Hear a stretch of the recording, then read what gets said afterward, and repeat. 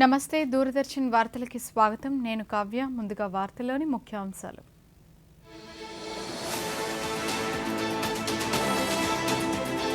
రాష్ట్రపతి ద్రౌపది ముర్ము చేతుల మీదుగా రేపు పద్మ 2026 అవార్డుల ప్రదానం.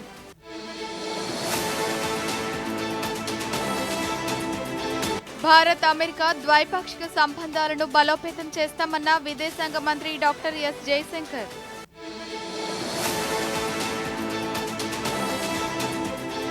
అమెరికాకు అత్యంత వ్యూహాత్మక భాగస్వామ్య దేశాల్లో భారత్ ఒకటిగా నిలిచిందన్న అమెరికా విదేశాంగ మంత్రి మార్కో రూబియో.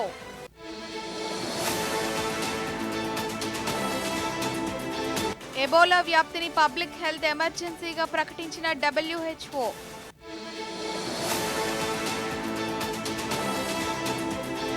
ప్రధాని మన్ కీ బాత్ కార్యక్రమం ఈ నెల 31వ తేదీ ఉదయం 11 గంటలకు ప్రసారం. వార్తల్లో వివరాలు చూద్దాం.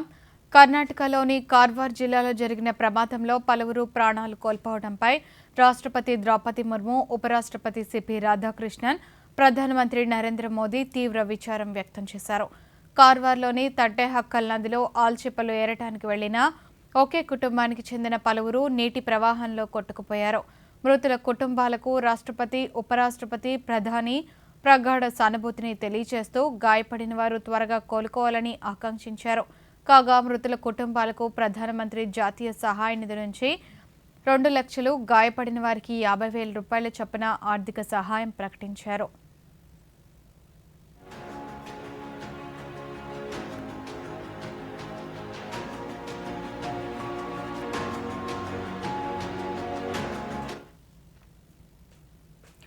దేశ ప్రజల అవసరాలను తీర్చడం ప్రభుత్వ ప్రాథమిక బాధ్యతగా భావిస్తున్నట్లు కేంద్ర విదేశాంగ శాఖ మంత్రి డాక్టర్ ఎస్ జయశంకర్ అన్నారు.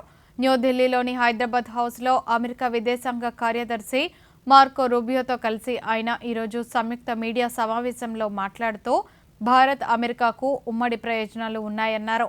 దేశీయంగా ప్రజలకు ఇంధన అవసరాలను తీర్చడమే ప్రభుత్వ ప్రధాన లక్ష్యమన్నారు.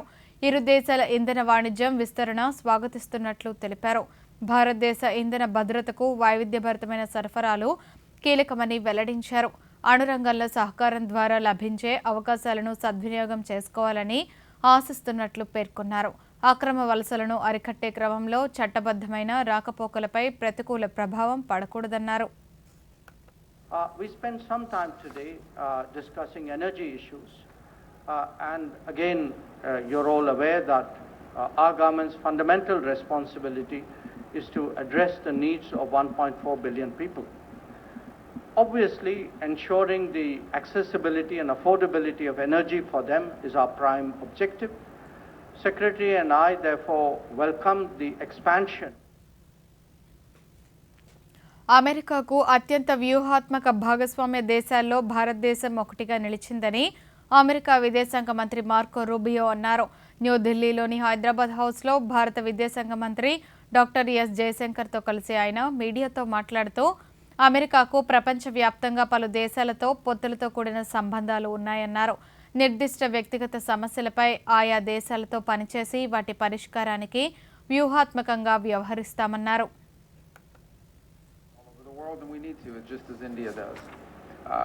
And we have all kinds of alliances and partnerships with countries that we work on, sometimes on discrete and individualized issues, other times on broader issues that involve one region of the world or another.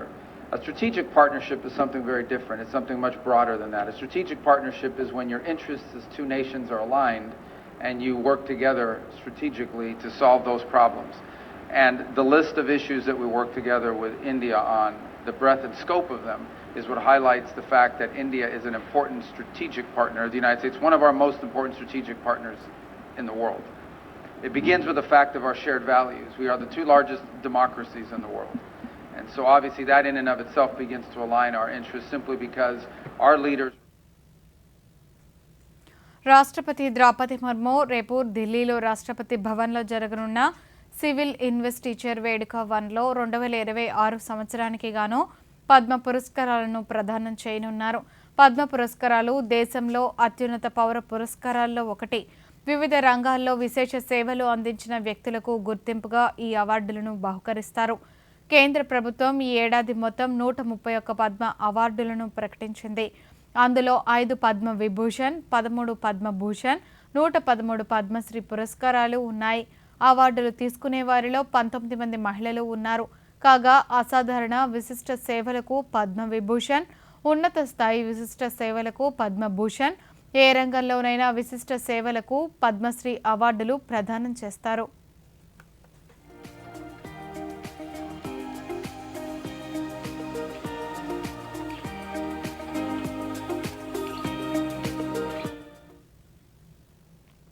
ఆధ్యాత్మిక వారసత్వాన్ని, ఆచార సాంప్రదాయాలను భావితరాలకు అందించేందుకు కేంద్ర రాష్ట్ర ప్రభుత్వాలు కృషి చేస్తున్నాయని కేంద్ర పౌర విమానయాన శాఖ మంత్రి కింజరపు రామ్మోహన్ నాయుడు తెలిపారు. ఇవాళ ఆయన తిరుపతి, ఆలిపిరి నుంచి మెట్ల మార్గం ద్వారా తిరుమల చేరుకున్నారు. ఈ సందర్భంగా ఆయన మీడియాతో మాట్లాడుతూ తిరుమల శ్రీవారిని దర్శించుకోవటం వల్ల ఆయన అనుగ్రహం ఎల్లప్పుడూ ఉంటుందని, కేంద్ర మంత్రి హోదాలో మొదటిసారి నడక మార్గంలో రావటం సంతోషంగా ఉందన్నారు.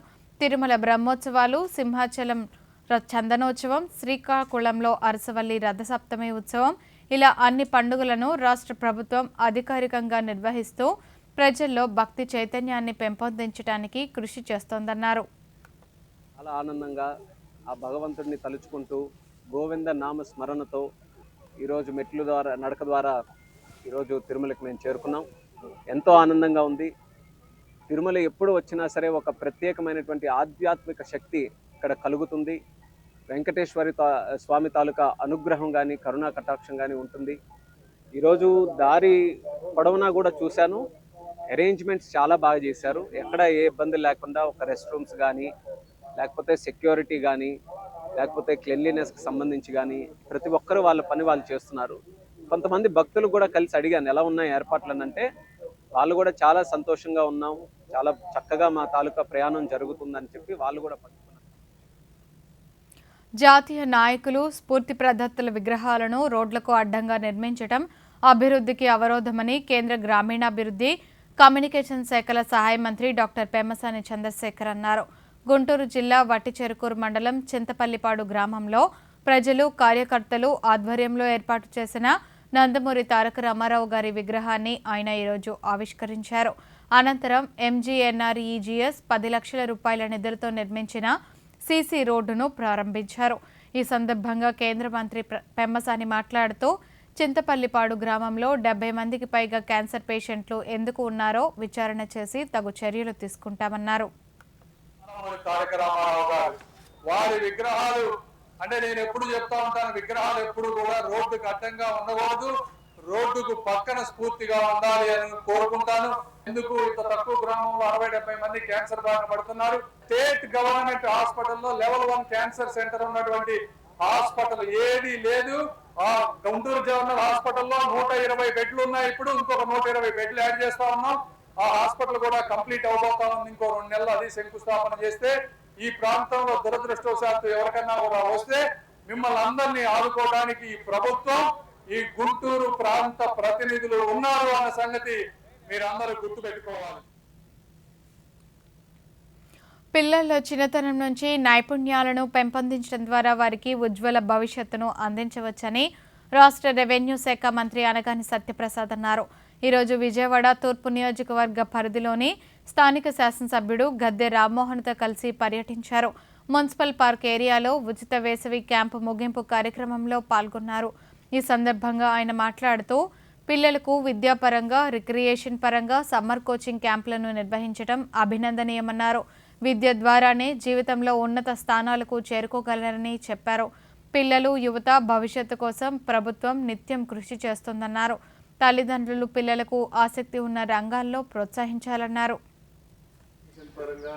అలాగే రిక్రియేషన్ పరంగా అన్ని పరంగా ఎన్హాన్స్మెంట్ వచ్చే విధంగా సమ్మర్లో ఒక మంచి వాతావరణం, ఎప్పుడు స్కూల్లో క్లాస్ రూమ్లో కాకుండా ఇక్కడ అది కూడా ముఖ్యంగా అయితే సామాజికంగా అలాగే మానసికంగా పెద్ద ఇంపాక్ట్ ఉండే విధంగా ఈ కార్యక్రమాలు ఏర్పాటు చేయడం, దాంట్లో నైపుణ్యాన్ని ఎదిగి దాన్ని ప్రోత్సహించే విధంగా ఈ కార్యక్రమం చేయడం. ఎంత ఆర్థికంగా ఎంత ఉన్నవాడవచ్చు, పేదవాడవచ్చు, అందరూ కూడా ఒకే కాలనీలో ఉంటారు.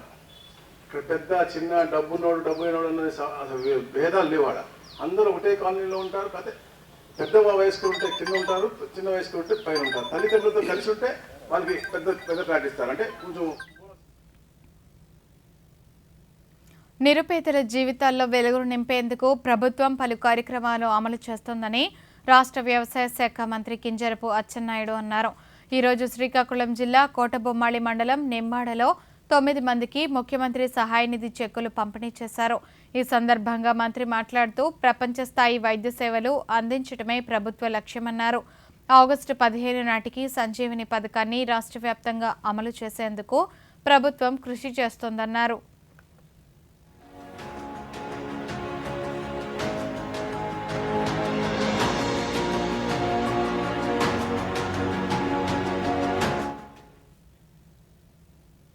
భారతదేశం వంటి అభివృద్ధి చెందుతున్న దేశంలో గ్రామీణ నిరుద్యోగ సమస్యకు స్వయం ఉపాధి ఒక అద్భుతమైన పరిష్కారం.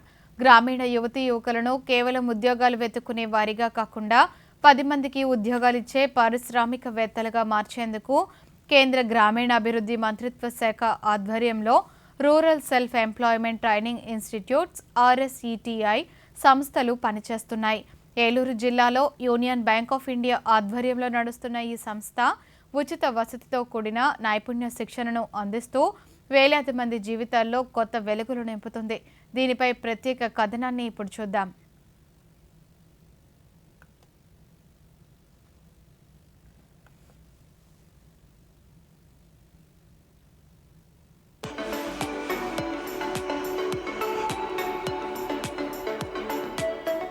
గ్రామీణ నిరుద్యోగ యువతకు వృత్తి విద్యా నైపుణ్యాలు నేర్పించి వారి కాళ్లపై వారు నిలబడేలా చేయటంలో rural self employment training institutes RSETI సంస్థలు కీలక పాత్ర పోషిస్తున్నాయి. ఏలూరు జిల్లాలో లీడ్ బ్యాంక్ అయిన యూనియన్ బ్యాంక్ ఆఫ్ ఇండియా ఆధ్వర్యంలో అత్యాధునిక వసతులతో కూడిన శిక్షణ కేంద్రాన్ని నిర్వహిస్తున్నారు. ఇక్కడ గ్రామీణ యువతకు tailoring, beautician, cell phone mechanism, computer applications వంటి దాదాపు 60కి పైగా ఉపాధి కోర్సుల్లో శిక్షణ ఇస్తున్నారు. నెల రోజుల పాటు సాగే ఈ శిక్షణ కాలంలో అభ్యర్థులకు భోజనంతో పాటు హాస్టల్ వసతి పూర్తిగా ఉచితంగా కల్పిస్తున్నారు. కేవలం ఉచిత శిక్షణ మాత్రమే కాకుండా కోర్సు పూర్తి చేసుకున్న అభ్యర్థులు సొంతంగా వ్యాపారాలు, చిన్న తరహా పరిశ్రమలు స్థాపించుకోవటానికి బ్యాంకుల ద్వారా సులభంగా రుణ సదుపాయం కల్పిస్తూ అధికారులు ప్రత్యేక సహాయాన్ని అందిస్తున్నారు. ఈ RSETI కేంద్రం ప్రారంభమైన నాటి నుంచి ఇప్పటి వరకు రికార్డు స్థాయిలో దాదాపు 18,000 మంది గ్రామీణ యువతీ యువకులకు వివిధ వృత్తుల్లో నైపుణ్య శిక్షణ ఇచ్చారు. వీరిలో 70% మంది విజయవంతంగా స్వయం ఉపాధి సాధించి ఆర్థిక స్వావలంబన దిశగా అడుగులు వేయటం విశేషం. దేశంలోని అన్ఎంప్లాయిడ్ రూరల్ యూత్ అందరి కోసం rural self employment training institutes అని చెప్పి గవర్నమెంట్ రన్ చేస్తుంది.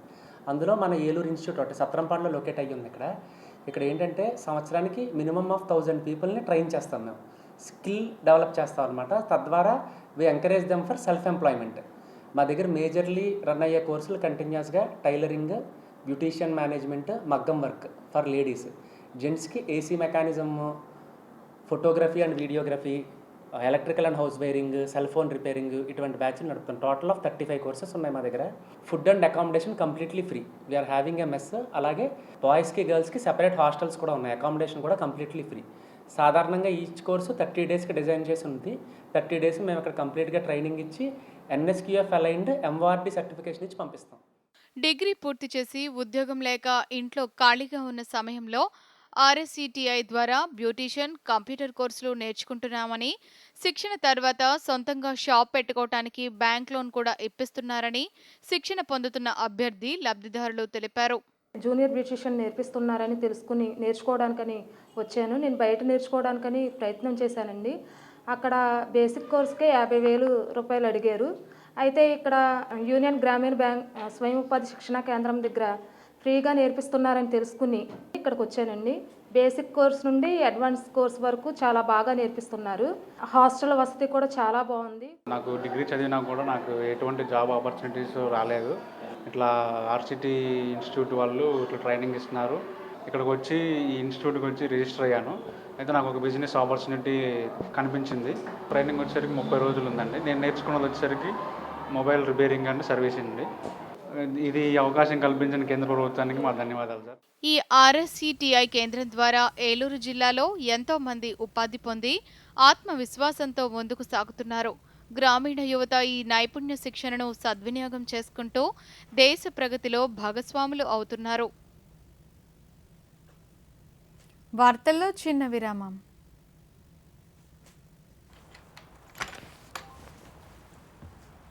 చెప్పి విసిగిపోయా. ఏమైంది? కొత్త కిట్ బ్యాక్ కావాలి. అయితే ముందు కెప్టెన్ తో చెప్పు, వినకపోతే మేనేజర్ తో.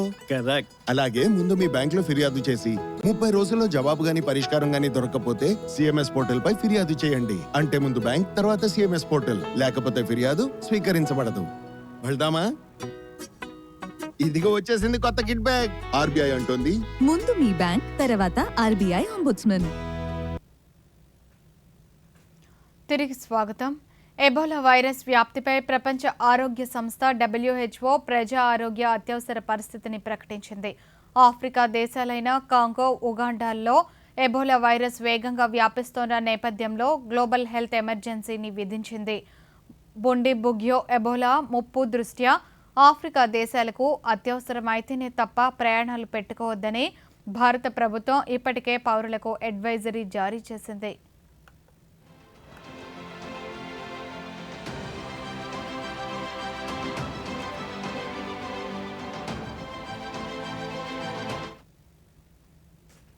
ప్రభుత్వ పాఠశాలల్లో పిల్లలను చేర్పించి వారి భవిష్యత్తుకు బంగారు బాటలు వేయాలని పశ్చిమ గోదావరి జిల్లా కలెక్టర్ చదలవాడ నాగరాణి పిలుపునిచ్చారు. బడి పిలుస్తోంది కార్యక్రమంలో భాగంగా ఈరోజు ఆమె భీమవరంలోని దుర్గాపురం ప్రాంతంలో ఇంటింటికి వెళ్లి ప్రభుత్వ పాఠశాలల్లో విద్యార్థుల సమగ్ర అభివృద్ధికి చేస్తున్న కృషిని తల్లిదండ్రులకు వివరించారు.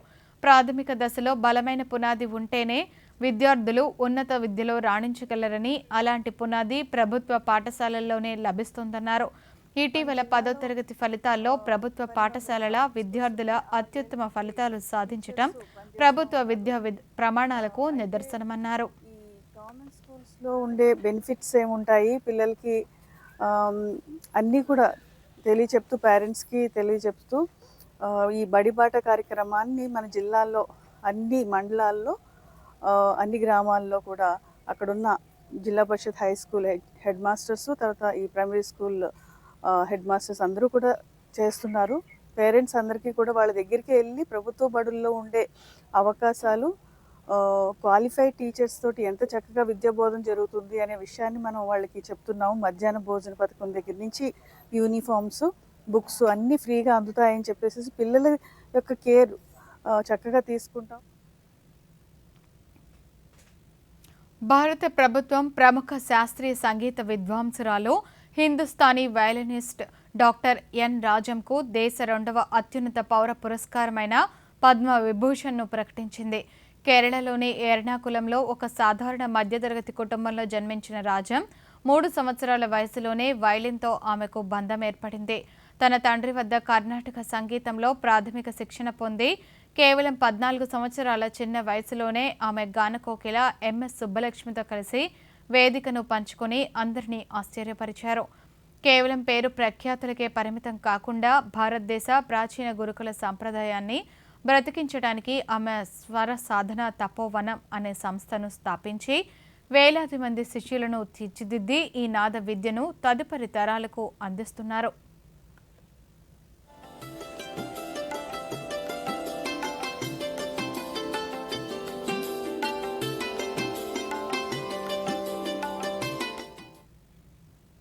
గ్రామీణ ఆర్థిక వ్యవస్థను పారిశ్రామికంగా, ఆర్థికంగా బలోపేతం చేయటంలో ప్రధానమంత్రి ఉపాధి కల్పన కార్యక్రమం PMEGP అత్యంత కీలకంగా మారింది.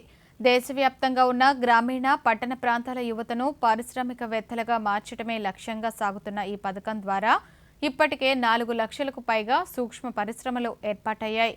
కేంద్ర సూక్ష్మ, చిన్న, మధ్యతరహా పరిశ్రమల మంత్రిత్వ శాఖ ఆధ్వర్యంలో నడుస్తున్న PMEGP పథకం దేశంలో అట్టడుగు స్థాయి వరకు ఉపాధి అవకాశాలను తీసుకువెళ్లటంలో అద్భుతమైన విజయాన్ని సాధించింది.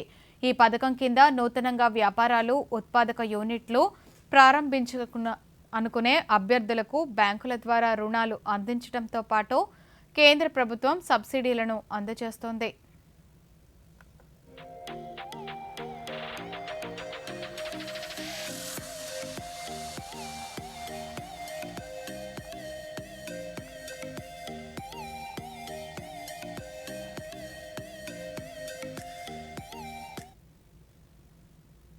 ప్రపంచంలోనే అత్యధిక వర్షపాతం నమోదయ్యే మేఘాలయ పర్వతాల్లో ఉధృతంగా ప్రవహించే నదులను దాటడం స్థానిక గిరిజనులకు ఒకప్పుడు ప్రాణాంతకమైన సవాలు. అయితే కాంక్రీటు, ఇనుము వంటి కాలుష్యకారక పదార్థాలను వాడకుండా బ్రతికి ఉన్న చెట్ల వేళ్లనే వంతెనలుగా మార్చారు హేలీవార్. రబ్బరు చెట్టు జాతికి చెందిన వృక్షాల నుంచి వచ్చే వేళ్లను ఎంచుకొని వాటిని నదికి ఇరువైపులా జాగ్రత్తగా నడిపిస్తూ ఒక క్రమ పద్ధతిలో అల్లుతారు. ఇవి దశాబ్దాల కాలంగా క్రమంగా పెరుగుతూ అత్యంత బలమైన వంతెనలుగా రూపాంతరం చెందుతాయి. హేలీవార్ ఈ సజీవ వంతెనల సంరక్షణను తన జీవిత ఆశయంగా మార్చుకున్నారు. ప్రతిరోజు ఈ వంతెనలను శుభ్రం చేయటం, వేళ్లకు సరైన దిశను చూపించటం, వాటిని మరింత బలోపేతం చేయటం వంటి పనులను ఆయన చూసుకుంటున్నారు. ఆయన చేసిన కృషికి గాను హేలీవార్కి పద్మశ్రీ పురస్కారాన్ని భారత ప్రభుత్వం ప్రకటించింది.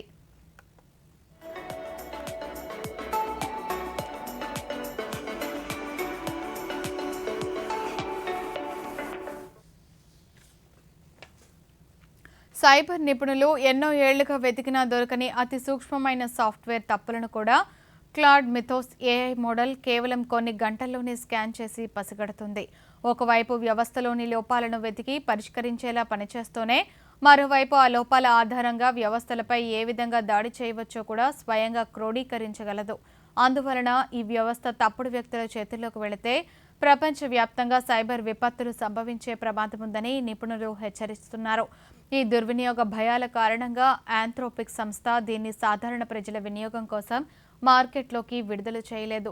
ఇప్పుడు ప్రపంచం ముందున్న అతిపెద్ద సవాలు సాంకేతికతను సృష్టించడం మాత్రమే కాదు, దాన్ని మానవాడికి ఉపయోగపడేలా బాధ్యతాయుతంగా పూర్తిగా మనుషుల నియంత్రణతోనే ఉంచడం ఎలా అనేది ప్రధానాంశంగా మారింది.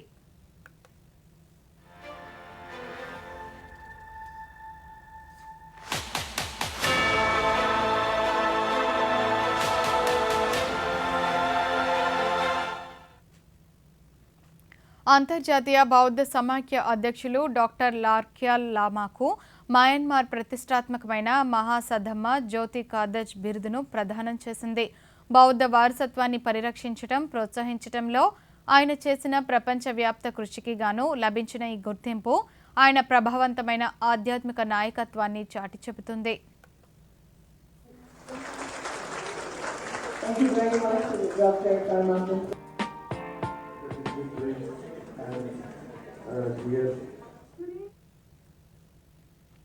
దేశంలోని యువశక్తిని పరిశ్రమల అవసరాలకు అనుగుణంగా తీర్చిదిద్దటమే లక్ష్యంగా కేంద్ర ప్రభుత్వం ప్రతిష్టాత్మకమైన పీఎం ఇంటర్న్షిప్ స్కీమ్ను అమలు చేస్తోంది.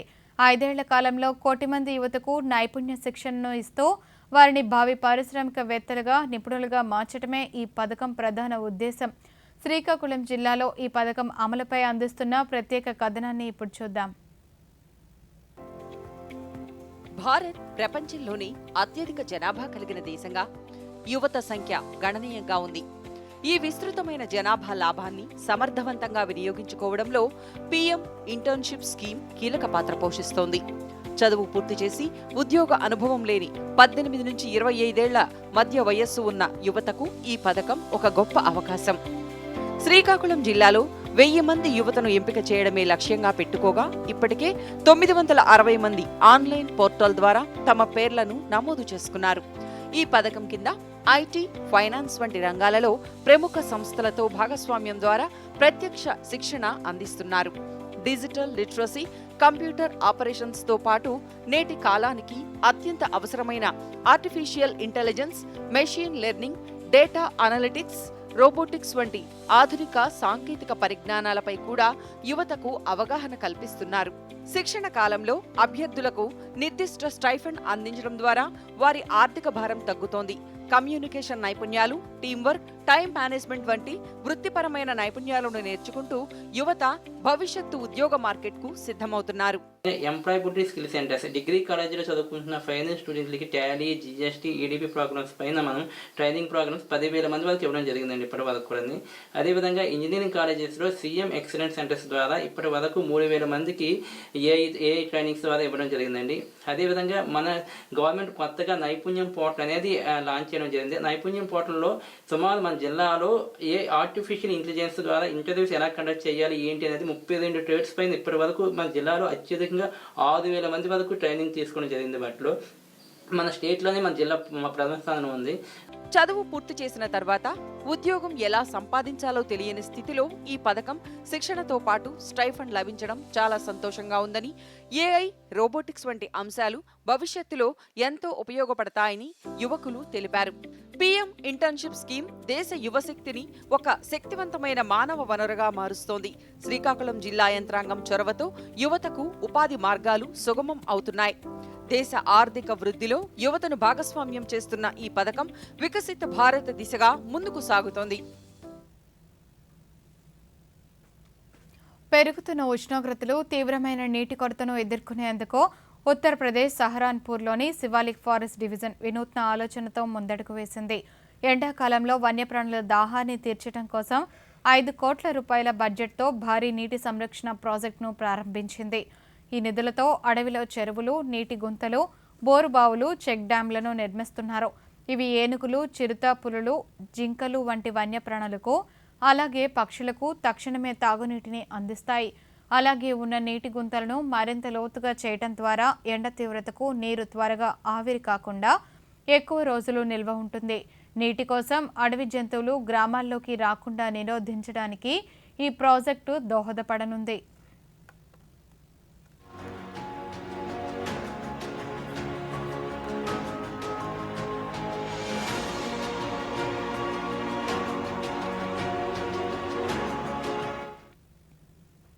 నైరుతి రుతుపవనాలు ఈరోజు నైరుతి అరేబియా సముద్రంలోని కొన్ని ప్రాంతాలు, ఆగ్నేయ అరేబియా సముద్రంలోని కొన్ని ప్రాంతాలు, కొమరిన్ ప్రాంతం, నైరుతి, ఆగ్నేయ, తూర్పు మధ్య బంగాళాఖాతం, అండమాన్ సముద్రంలోని చాలా ప్రాంతాల్లోకి మరింతగా విస్తరించాయి. రాబోయే 2-3 రోజుల్లో మరింతగా విస్తరించే అవకాశం ఉందని అమరావతిలోని భారత వాతావరణ కేంద్రం అధికారులు తెలిపారు. మరోవైపు ఉత్తర దక్షిణ ద్రోణి ప్రస్తుతం దక్షిణ బీహార్ నుంచి జార్ఖండ్, ఒడిశా మీదుగా ఉత్తర కోస్తాంధ్ర వరకు ద్రోణి కొనసాగుతోందన్నారు. దీని ప్రభావంతో రాష్ట్రంలో పలుచోట్ల తేలికపాటి నుంచి మోస్తరు వర్షాలు కురిసే అవకాశం ఉందని, గంటకు 50 నుంచి 60 కిలోమీటర్ల వేగంతో ఈదురుగాలులు వీచే అవకాశం ఉందని తెలిపారు.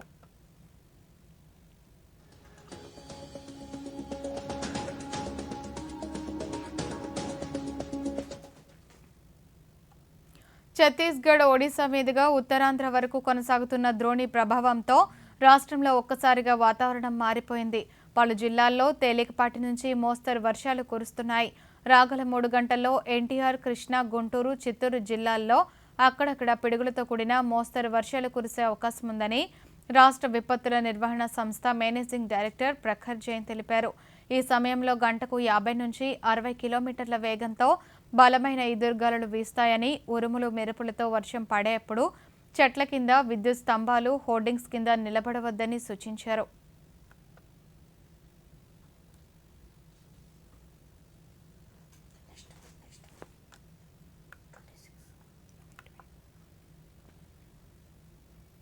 ప్రధానమంత్రి నరేంద్ర మోదీ తన మనసులోని భావాలను దేశ ప్రజలతో పంచుకునే మన్ కీ బాత్ కార్యక్రమం 134వ సంచిక ఈ నెల 31వ తేదీ ఆదివారం ఉదయం 11 గంటలకు ప్రసారమవుతుంది. ప్రజలు తమ అభిప్రాయాలను నమో యాప్ ద్వారా కానీ, స్వర సందేశాలను 1800117800 నెంబర్కు ఈ నెల 29వ తేదీలోగా పంపవచ్చు. అలాగే www.mygov.in వెబ్సైట్ ద్వారా కానీ 1922 నెంబర్కు మిస్డ్ కాల్ ఇవ్వడం ద్వారా తిరిగి మన మొబైల్కి వచ్చే సంక్షిప్త సందేశంలోని లింక్ ద్వారా కూడా అభిప్రాయాలను తెలియచేయవచ్చు. ఆకాశవాణి సమన్వయంతో దూరదర్శన్ ఛానళ్లు మన్ కీ బాత్ కార్యక్రమాన్ని ప్రసారం చేస్తాయి. ఈ కార్యక్రమ తెలుగు అనువాదం వెనువెంటనే దూరదర్శన్ సప్తగిరిలో ప్రసారమవుతుంది.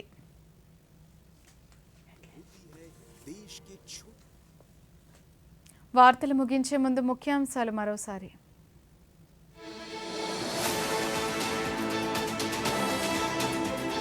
రాష్ట్రపతి ద్రౌపది ముర్ము చేతుల మీదుగా రేపు పద్మ 2026 అవార్డుల ప్రదానం.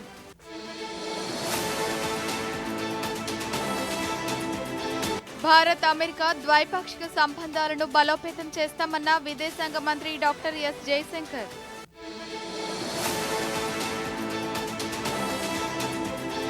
అమెరికాకు అత్యంత వ్యూహాత్మక భాగస్వామ్య దేశాల్లో భారత్ ఒకటిగా నిలిచిందన్న అమెరికా విదేశాంగ మంత్రి మార్కో రూబియో.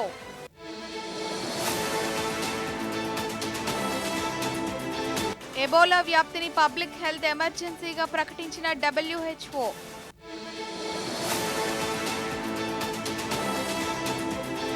ప్రధాని మన్ కీ బాత్ కార్యక్రమం ఈ నెల 31వ తేదీ ఉదయం 11 గంటలకు ప్రసారం. ఈ వార్త ఇంతటితో సమాప్తం. నమస్కారం.